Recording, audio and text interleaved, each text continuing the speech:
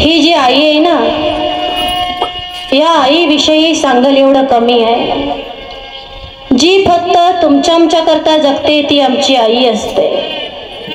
जी फक्त तुमच्या आमच्या सुखाचा विचार करते ती आमची आई असते. स्वतःच्या तोंडातला घास काढून आमच्या तोंडामध्ये घालते ती आमची आई असते. स्वतःच्या पोटाचा विचार न करता अगोदर आमची भूक भागवते ती आमची आई असते.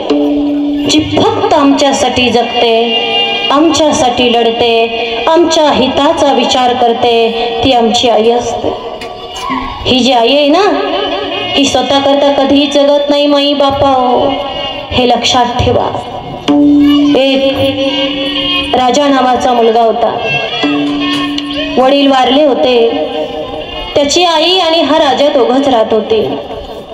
पण या राजाची आई एका डोळ्यानं आंधळी होती. त्या राजाच्या आईने विचार केला, आपल्याला कुणाचा आधार नाही, सगळे सोयरे नाहीत, कुणीच नाही, मग आपण पाहिजे तेवढं कष्ट करायचं, पण आपल्या पोराला चांगल्या शाळेत घालायचं, त्याला चांगलं शिकवायचं आणि मोठा साहेब करायचं, असा विचार त्या राजाच्या आईनं केला. कष्ट करू लागली, पैसा कमवू लागली, संपत्ती कमवू लागली. कमवलेल्या पैशानं तिनं आपल्या लेकराला एका चांगल्या शाळेमध्ये घातलं. तर शाळेमध्ये नेण्यासाठी आणि घरी सोडण्यासाठी गाडी होती माई बापा, पण राजाची आई त्याला त्या गाडीमध्ये शाळेत पाठवत नव्हती. का तर ती विचार करत होती, मी जर माझ्या लेकराला गाडीने पाठवलं आणि जाताना माझ्या लेकराला कोणी भांडलं तर, माझ्या लेकराला काय झालं तर, काय लागलं तर. आपल्या लेकराच्या सुखाचा विचार करत होती आणि त्याला त्या गाडीमध्ये पाठवत नव्हती. सकाळ संध्याकाळ त्याला सोडायला जायची, आणायला जायची, पुन्हा दिवसभर राबायची, फक्त लेकराच्या सुखाकरता माई बापा. बघता बघता हे लेकरू थोडं मोठं झालं, 4थी 5वीत गेलं. अर्थात राजा आणि राजाचे मित्र 4थी 5वीत गेले. त्यावेळी त्याला थोडंसं कळू लागलं, त्याच्या मित्राला कळू लागलं. त्यावेळी ही राजाची आई त्याला सोडायला जायची, आणायला जायची. पण एक दिवस राजाचे मित्र राजाला चिडवतात की राजाच्या आईला डोळाच नाही, राजाची आई आंधळी आहे, राजाची आई कुरूप दिसते, आंधळ्या आईचा राजा मुलगा, आंधळ्या आईचा राजा मुलगा म्हणून त्याचा अपमान करू लागले.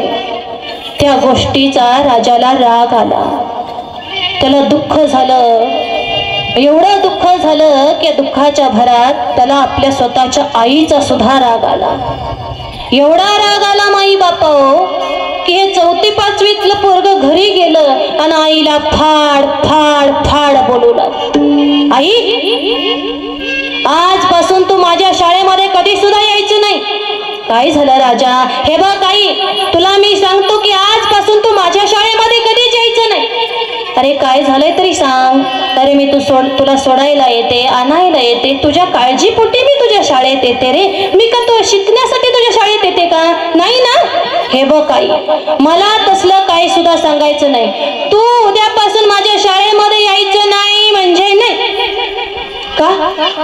हे बघ आई, तू जर का शाळेमध्ये आली ना तर माझे मित्र मला चिडवतात, राजाच्या आईला डोळाच नाही, राजाची आई आंधळी आहे, आंधळ्या आईचा राजा मुलगा, आंधळ्या आईचा राजा मुलगा म्हणून माझा अपमान करतात. मला दुःख होतं, मला त्रास होतो. म्हणून आई मी तुला सांगतो की तू आजपासून किंवा उद्यापासून माझ्या शाळेमध्ये अजिबात यायचं नाही. आईच्या डोळ्यामध्ये खळकन पाणी आलं. तिने आपल्या काळजावर दगड ठेवला आणि पोराला सांगितलं, नाही, आजपासून मी तुझ्या शाळेमध्ये कधीच येणार नाही येणार. 4-5 वर्ष निघून गेली. राजाची आई शाळेमध्ये कधीच गेली नव्हती. पण हा राजा ज्यावेळी 10वी मध्ये गेला त्यावेळी त्याने एका गॅदरिंग मध्ये भाग घेतला होता. राजाच्या आईला माहिती झालं कुठून तरी की आपल्या पोरानं गॅदरिंग मध्ये भाग घेतलाय, तो स्टेजवरती जाणार आहे.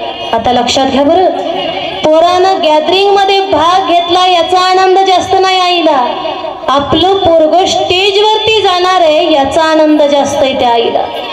ती आई विचार करते की माझा राजा स्टेजवर गेलेलं मला बघायचं, जर त्याला बघायचं असलं तर मला शाळेत जावं लागेल. पण पुन्हा तिच्या मनामध्ये विचार येतो, मी जर का शाळेत गेले आणि राजाच्या मित्रांनी जर का मला बघितलं तर पुन्हा राजाचे मित्र त्याचा अपमान करतील, पुन्हा माझ्या लेकराला दुःख होईल, पुन्हा माझ्या लेकराला त्रास होईल. मग मी तर शाळेत जाणार, पण माझ्यामुळं माझ्या लेकराला दुःख झालं नाही पाहिजे. आमची आई आहे बघा, माई बाप काय विचार करत असते नेहमी लक्षात घ्या की राजाची आई शाळेमध्ये तर जातेच, मागं न्या त्यांना दोघींना, मागं न्या. राजाची आई शाळेमध्ये तर जातेच, पण शाळेच्या गेटच्या आतमध्ये जात नाही. शाळेचं जे गेट आहे, फाटक आहे, त्या गेटच्या कोपऱ्यामध्ये बसते, कोपऱ्यामध्ये बसून शाळेमध्ये चाललेलं गॅदरिंग बघते.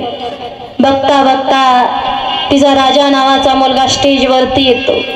ज्या क्षणी राजाची आई आपल्या लेकराला स्टेजवर बघते ना, तिच्या डोळ्यामध्ये आनंद अश्रू येतात. माझं लेकरू आज स्टेजवरती आहे. तिच्या मनामध्ये विचार येतो की राजाचे वडील असते तर त्यांना सुद्धा किती आनंद झाला असता आपल्या लेकराला स्टेजवर गेलेलं बघून. आनंद झाला त्या आईला. पण माई बापा हो, त्या पोराची सुद्धा नजर किती तीक्ष्ण होती हो, की त्या पोरानं स्टेजवरनं शाळेच्या गेटच्या कोपऱ्यामध्ये बसलेल्या आपल्या आंधळ्या आईला बघितलं. आणि ज्या क्षणी त्यानं आपल्या आईला बघितलं त्या क्षणी त्याच्या तळपायाची आग मस्तकाला गेली. किती मोठा फरक आहे लक्षात घ्या ना. अरे ज्यावेळी आईनं आपल्या पोराला स्टेजवर बघितलं त्यावेळी आईच्या डोळ्यात आनंद अश्रू आले, आणि त्याच पोरानं आपल्या आईला बघितलं त्यावेळी पोराच्या तळपायाची आग मस्तकाला गेली.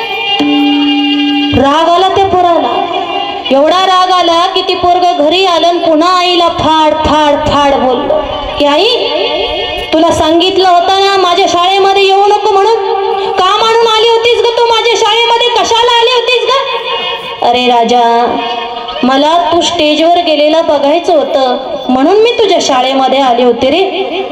हे बघ आई, मला तसलं काही सांगायचं नाही. मी तुला 1000 वेळा सांगितलं माझ्या शाळेमध्ये येऊ नको, शाळेमध्ये येऊ नको, तरी सुद्धा तू माझ्या शाळेतच येते ना.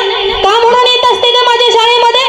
आता जर का माझ्या मित्रांनी तुला बघितलं असतं तर त्यांनी पुन्हा माझा अपमान केला असता, मला दुःख झालं असतं, मला त्रास झाला असता. 1000 वेळा सांगितलं तर तू माझं ऐकत नाही ना, तुला माझं ऐकायचं नाही ना. ठीक, हे बघ आई, तू माझं ऐकत नाही ना, नको ऐकू. तुला ऐकायचं नाही ना, तुला शाळेत यायचंय ना, ये. मी शाळेत जाणार नाही, मी हे गाव सोडून निघून जातो. अरे जी आई तुझ्या सुखाचा विचार करते, तुझ्या हिताचा विचार करते, तुझ्यासाठी झटते, त्याच आईला धमकी. फक्त धमकीच दिली नाही माई बापा, त्या पोरानं खरोखर गाव सोडलं. 10वीची परीक्षा झाली, निकाल लागला की गाव सोडलं. शहरामध्ये कॉलेजला ऍडमिशन घेतलं, हॉस्टेलवरती राहू लागला. पण कोणत्या शहरात, कोणत्या कॉलेजवर, कोणत्या हॉस्टेलवर राहतोय आईला सांगितलं नाही. का? आंधळे म्हणून, कुरूप दिसते म्हणून? अरे आईच्या कष्टाचा पैसा शिकायला चालतो. आईनं कष्टानं कमावलेला अन्न पोटामध्ये घालायला चालतं. फक्त आई शाळेमध्ये आलेलं चालत नाही का? कुरूप दिसते म्हणून, आंधळे म्हणून, एक डोळा म्हणून नाही सांगितलं त्या पोरानं आईला. माई बापा 2 वर्ष निघून चालली. आई कष्ट करायची, पैसे पाठवायची, पोरगा शिकायचा. पैसे पाठवत होती पण या माऊलीला माहिती नव्हतं पैसे कुठं जातात आहे. तिने एक दिवस विचार केला, 2 वर्षे होत आली, पोराला साधा फोन केला नाही, त्याला बघितलं नाही, त्याच्या आवडीचं काय केलं नाही, निदान त्याची चौकशी तरी करावी. म्हणून राजाच्या आईनं त्याच्या मित्राजवळ त्याची चौकशी केली. त्यावेळी राजाच्या मित्रानं त्याचा सगळा पत्ता राजाच्या आईला सांगितला.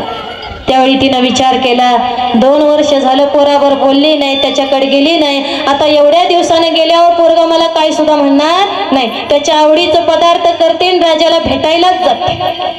विचार करते, पोराच्या आवडीचं सगळं बनवते, 2 पिशव्या गच्च भरते, आणि ज्या शहरामध्ये ज्या कॉलेजवर पोरगा शिकत होता तिथं जाऊन पोचते. तर तिथला वॉचमॅन सांगतो की मावशी, तुमचा मुलगा आज कॉलेजमध्ये आलाच नाही, हॉस्टेलवरती आहे. मी माऊली म्हणते, काका, अर्थात वॉचमॅन दादा, मला माझा मुलगा हॉस्टेलमध्ये कोणत्या खोलीत राहतो माहिती नाही, तुम्ही मला तिथं नेऊन सोडाल का? वॉचमॅन म्हणतात ठीक आहे चला. तो वॉचमॅन त्या मावशीला घेऊन माऊलीला घेऊन हॉस्टेलवरती येतो. ज्या खोलीमध्ये त्यांचा मुलगा राहत होता, राजा राहत होता, त्या खोलीच्या पुढे आणून सोडतो आणि सांगतो मावशी इथं तुमचा मुलगा राहतो, दरवाजा वाजवा म्हणजे उघडेल. वॉचमॅन निघून जातो. राजाच्या आईला आनंद होतो की आता मी माझ्या लेकराला बघणार आहे, माझ्या राजाला भेटणार आहे, म्हणून प्रेमानं उत्साहानं दरवाजा वाजवते. ज्या क्षणी दरवाजा वाजवते त्या क्षणी राजा दरवाजा उघडतो. ज्या क्षणी दरवाजा उघडतो त्या क्षणी त्याला समोर आपली आंधळी आई दिसते.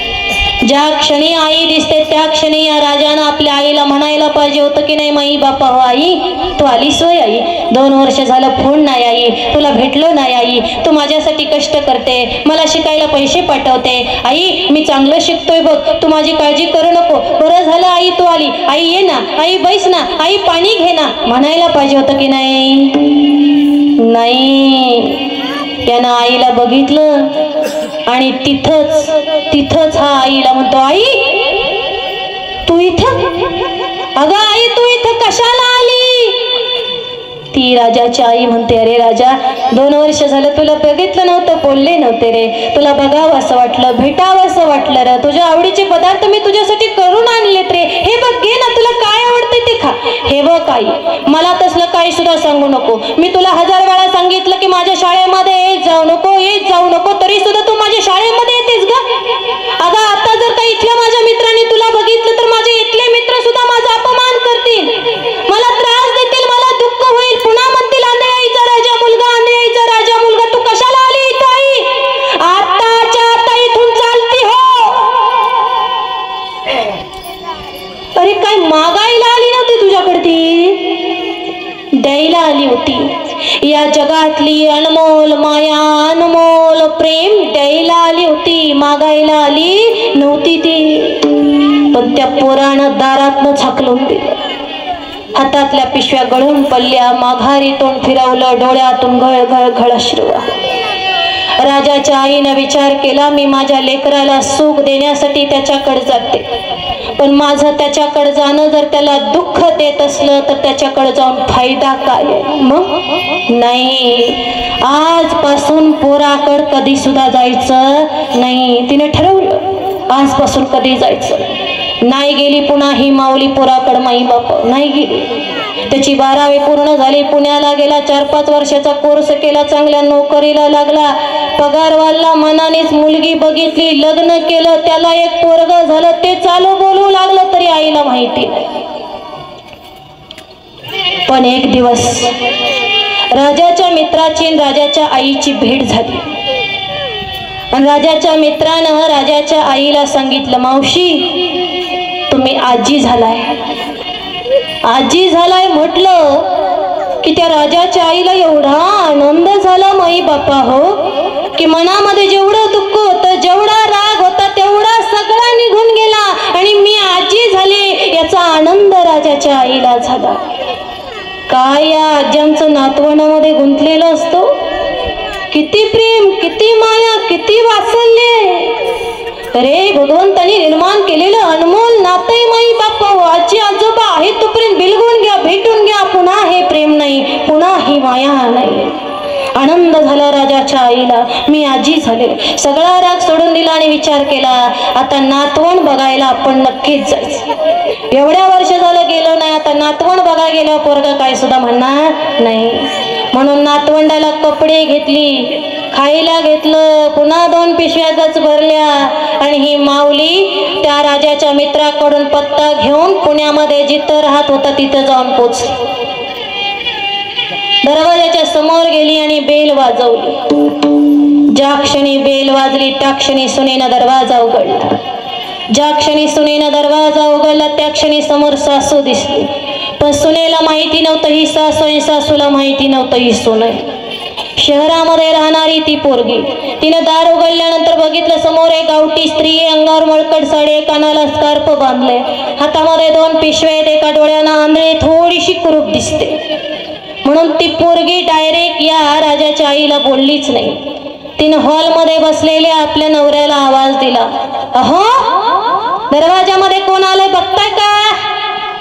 त्यावेळी हॉलमध्ये बसलेल्या राजानं वाकून दरवाजामध्ये बघितलं. त्या क्षणी त्याला आपली आंधळी आई दिसली. आता ज्या क्षणी आई दिसली त्या क्षणी या राजानं उठायला पाहिजे होतं की नाही? आई, एवढ्या वर्षातनं तू आली. आई, बरं झालं आई. आई, माझं चुकलं ग आई. मी एवढा शिकलो, मोठा झालो, हे तुझ्या कष्टामुळे झालं ग आई. माझं चुकलं आई, मी तुला सांगितलं नाही. मी लग्न केलं आई. ही तुझी सून आहे, हे तुझं नातवंड आहे. किती गोंडस दिसतंय बघ ना आई. आई, घे ना मांडीला. आई, ये ना. आई, बस ना. ए, आईसाठी चहा चढव बर. म्हणायला पाहिजे होतं की नाही? नाही.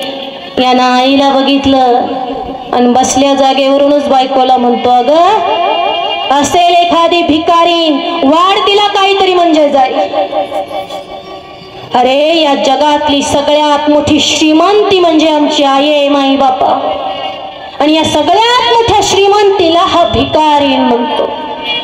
ज्या क्षणी आईच्या कानावर त्याचे हे शब्द पडतात ना, त्या क्षणी हातातल्या पिशव्या गळून पडतात. आई माघारी तोंड करते, डोळ्यातून घळ घळ घळ अश्रू वाहू लागतात. अरे, किती रडावं, काय करावं, कुणाला सांगावं, काय बोलावं, काही आईला सुचत नव्हतं. ज्याला तळ हातातल्या फोडासारखं जपलं, ज्याच्यासाठी जगले, ज्याच्यासाठी कष्ट केलं, ज्याला एवढं शिकवलं, तेच लेकरू दारात गेलं तर आपल्याला भिकारी म्हणतंय. हे त्या माऊलीच्या हृदयाला लागलेलं होतं माई बाप्पा.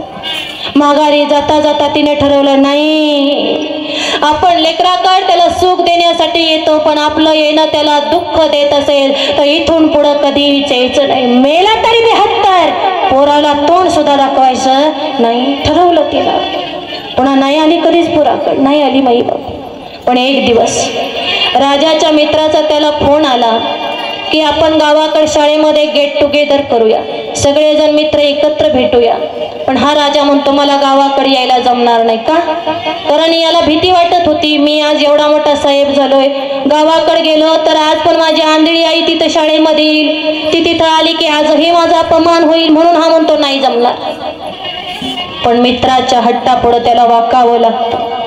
हा जायला तयार होतो. सगळेजण गावाकडे शाळेमध्ये येतात. यांचं गेट टुगेदर चालू आहे, गप्पा चालू आहेत, बोलणं चालू आहे, जेवणं चालू आहेत. मात्र या राजाचं लक्ष लागलं होतं ते शाळेच्या गेटकडे. याला वाटत होतं आता येईल, मग येईल, सगळ्यांना दिसेल, माझा अपमान होईल, मला दुःख होईल. अजून याला अपमानाचीच भीती. पण झालं उलट माई बापा हो. यांचं बोलणं झालं, गप्पा झाल्या, जेवणं झाली, सगळे मित्र जिकडे तिकडे निघून गेले. मात्र राजाची आई आली नाही. ज्यावेळी राजाची आई आली नाही त्यावेळी यानं विचार केला, आपण घराच्या जवळून जाणाऱ्या रस्त्याने गाडी घेऊन जाऊया. गाडीत बसला. घराच्या समोरून जो रस्ता जात होता त्या रस्त्यानं गाडी आणली. घराच्या जवळ आला की त्याच्या लक्षात आलं घराला कुलूप आहे. म्हणून गाडीतून खाली उतरला, घराच्या जवळ आला. ज्या क्षणी घराच्या जवळ आला त्या क्षणी शेजारची एक मावशी पळतच बाहेर आल्या आणि या राजाला सांगितलं, राजा, तुझी आई गेली रे. गेली म्हणजे नक्कीच ती शाळेमध्ये गेली असेल. तिला मी 1000 वेळा सांगितलं माझ्या शाळेत येत जाऊ नको, शाळेत येत जाऊ नको. तिला माहिती झालं असेल मी आज शाळेमध्ये येणार आहे, नक्कीच ती माझ्या शाळेमध्ये गेली असेल. नाही रे राजा, तुझी आई शाळेमध्ये गेली नाही. मग कुठे गेली? अरे राजा, तुझी आई आता तुला कायमची सोडून गेली. तुझी आई देवाघरी गेली. ती तुझ्या शाळेमध्ये नाही गेली, ती देवाघरी निघून गेली. राजा म्हणतो, काय? माझी आई देवाघरी गेली आणि तुम्ही मला साधा फोन केला नाही, मला कळवलं नाही, मला बोलवलं नाही? त्या मावशी म्हणतात, राजा, अरे तुझ्या आईची शेवटची इच्छा होती की त्यांनी आम्हाला सांगितलं होतं की माझं तोंड बघितलं की माझ्या लेकराला दुःख होतं, माझ्या राजाला त्रास होतो, म्हणून मी मेले तरी माझ्या राजाला बोलवू नका. का? कारण मरताना सुद्धा मला माझ्या पोराला दुःख द्यायचं नाही. ही आमची आई आहे माई बापा, जी मरताना सुद्धा विचार करते की माझ्यामुळं माझ्या लेकराला दुःख झालं नाही पाहिजे. तुझ्या आईची शेवटची इच्छा होती रे. की मी मेले तरी माझ्या राजाला सांगू नका, बोलू नका. मला मरताना सुद्धा माझं तोंड त्याला दाखवायचं नाही, त्याला दुःख द्यायचं नाही, म्हणून आम्ही तुला बोलवलं नाही. पण राजा, तुझ्या आईनं ही घराची चावी दिली बघ आणि सांगितले घरामध्ये संदुकीत तुझ्यासाठी एक वस्तू ठेवली. त्यानं चावी घेतली, कुलूप काढलं. त्याला वाटलं आईनं आयुष्यभर जे कष्ट केले थोडीफार संपत्ती संदुकीमध्ये ठेवली असेल, पेटीमध्ये ठेवली असेल. घरामध्ये गेला, पेटी उघडली. त्या पेटीमध्ये त्याच्या आईनं त्याच्यासाठी एक पत्र लिहून ठेवलं होतं. त्या राजानं ते पत्र उचललं आणि तो राजा ते पत्र वाचू लागला. त्या पत्रामध्ये लिहिलं होतं, राजा, ए लेकरा, अरे लेकरू, किती जरी मोठं झालं तरी आईसाठी तिचं लेकरूच असतं रे. अरे राजा, तू लहान होता त्यावेळी तुझे वडील वारले.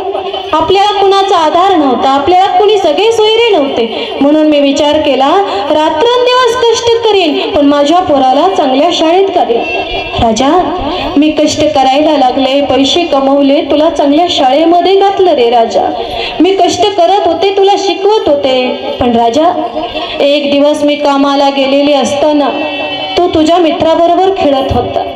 खेळता खेळता तुझ्या एका मित्रानं दगड उचलला आणि तुझ्या दिशेनं जोरात टाकला. त्याने टाकलेला दगड तुझ्या डोळ्याला लागला. तुझ्या डोळ्यातून घळ घळ घळ रक्त वाहू लागलं. अरे मला कळालं त्यावेळी मी शेतातून आले, तुला दवाखान्यात घेऊन गेले, तोपर्यंत तुझ्या डोळ्यातून बरंच रक्त वाहून गेलं होतं रे पोरा. डॉक्टरांनी सांगितलं, मावशी, तुमचं पोरगा आता कधी बघू शकणार नाही. राजा, मला वाईट वाटलं रे. अरे माझ्या लेकराच्या समोर दुनिया आहे, त्याला जग बघायचंय आणि आत्ताच माझं लेकरू आंधळं झालं, त्याचा एक डोळा गेला तर कसं ते जगणार आहे, त्याला कसं सुख मिळणार आहे. म्हणून मी डॉक्टरांना विनंती केली, डॉक्टर साहेब, खरंच माझ्या पोराला दिसणार नाही का हो? त्यावेळी डॉक्टरांनी सांगितलं, मावशी, तुम्ही कुणाचा डोळा आणला, तुम्हाला कोणी डोळा दिला तर तुमचं पोरगं बघू शकेल. राजा, आपण कुणाचा डोळा घेणार रे? कारण डोळा विकत घेण्यासाठी आपल्याकडे पैसे कुठे होते? आपण गरीब माणसं, मी कष्ट करत होते, तुला शिकवत होते, पण कुणाचा डोळा घेणार? आणि आपल्याला डोळा तरी कोण देणार रे?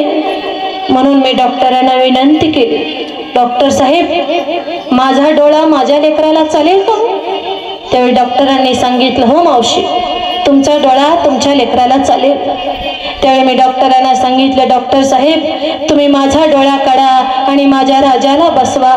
माझ्या राजाला दिसू लागलं ना, मी आंधळी झाले ना तरी चालेल, बस माझ्या लेकराला दिसलं मी त्यातच सुखी राहीन. तुम्ही माझा डोळा काढा आणि माझ्या लेकराला बसवा. राजा, माझ्या विनंतीचा डॉक्टरांनी मान ठेवला. त्यांनी माझा डोळा काढला आणि तुला बसवला. राजा, मी आंधळी झाले रे, तू डोळा झाला रे राजा.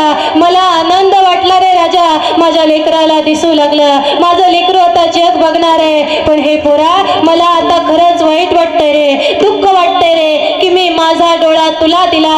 हे माझं चुकलं रे पोरा, कारण मी माझा डोळा तुला दिल्यामुळं तू डोळस झाला. खरा तर तू आंधळा होता, पण तुला डोळस करण्यासाठी मी माझा डोळा तुला दिला, तुला डोळस केलं, मी आंधळे झाले. पण त्याच आंधळेपणामुळे आयुष्यभर मला तुझ्यापासून लांब राहावं लागलं. अरे त्याच आंधळेपणामुळे दोन गोष्टी गोड माझ्याशी बोलला नाही रे, तू माझ्याजवळ राहिला नाही रे. मी तुझ्याकडे आले तर मला दारातून हाकलून दिलं, नातवंड बघायला आले तर भिकारी म्हणून तिथून माघारी लोटलं रे पोरा. पण ध्यानात ठेव, मी मुळात कधीच आंधळी नव्हते रे, आंधळा तू होता, पण तुला डोळस करण्यासाठी मी आंधळी झाले होते.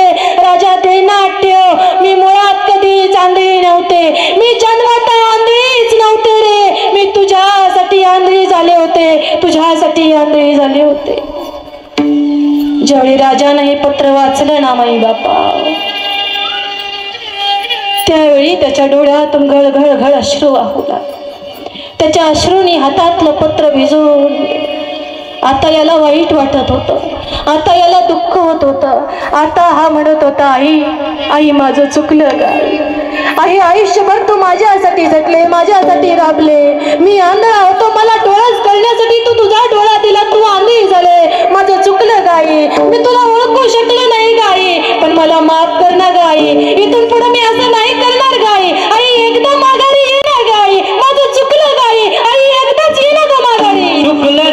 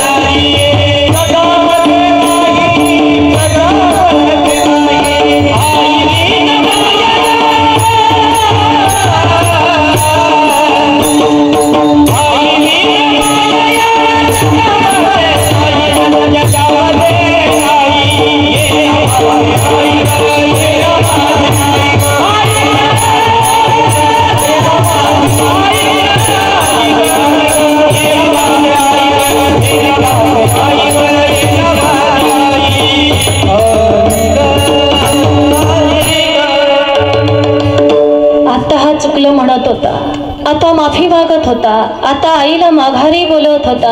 पण मला सांगा माई बापा, आता किती रडलं, किती ओरडलं, किती आपटलं, तर त्याची आई माघारी येणार होती का? नाही. कारण एकदा गेलेलं माणूस, थांबा 2 मिनिटं थांबा, फुलं वाटायला 2च मिनिटं थांबा. कारण एकदा गेलेलं माणूस पुन्हा माघारी येत नाही. ध्यानात ठेवा माई बापा हो. म्हणून सगळ्याला सांगायचा मुद्दा हाच आहे की जोपर्यंत आपली आई आपल्या जवळ आहे, आपले वडील आपल्या जवळ आहेत, तोपर्यंत त्यांचा आदर करा, त्यांच्यावर प्रेम करा. ते म्हणतात तसं वागण्याचा प्रयत्न करत चला माई बापा हो. आहे तोपर्यंत करा प्रयत्न, पुन्हा गेल्यावर म्हणायला नको कशाला गेली आई.